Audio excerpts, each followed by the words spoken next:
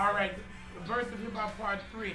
Now I had to go to the God situation because I love God and I put Him first, you know. But I did grow up in the ghettos of East St. Louis and St. Louis, and to the roller skating rink. We had the basement dances. So after Sugar Hill Gang sold all of those records, they sold a million records. Uh, they like the money. I mean, come on. Who would not like money coming to you where you don't have to sell drugs, or you don't have to steal, or you don't have to prostitute yourself, or you don't have to work? And here come these royalty checks, and here come these, you know, record labels, these greedy record label people who don't care about, you know, getting sued. They say, let's make the money first, and then we'll get sued later. You know, who wouldn't do that if you're poverty stricken? And if you seeing your mother, you're seeing your father die broke, poor, and you're in the slums and you're seeing people kill each other, it's still no excuse to do wrong. It just ain't. Two wrongs don't make a right. So just because some wrong is happening to you in your life, you can't do wrong to other people. You know what I'm saying? That's just two wrongs don't make a right.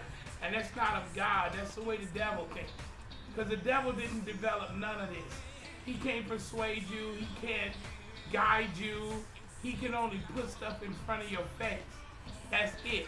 But you have to rebuke him. God gave you that power. He gave you dominion over the earth to rebuke the devil. So whatever you do to get you killed, to get you in jail, or to get you screwed up or messed up or whatever, is your fault, the bottom line. So all the hip hoppers, they feel like, you know what, I'm gonna voice my opinion because now we can use the white man's constitution against him because we're now free, so to speak. We're free. So freedom of speech, freedom of religion, and that's why Jay-Z and them and all them cats, they doing the Illuminati. They don't know what they messing around with, talking about they Freemasons and talking. They don't know the history of this because they young. They young. I mean, what is Jay-Z, 42 years old? America's 400 years old. We've been free. Slaves been free for the last, what, I'll say 200 years, I'm guessing. I really don't know his story, you know, but I'm just saying, America's 400 years old. So how in the world you gonna, you know, I see Confederate flags still hanging down south in 2013.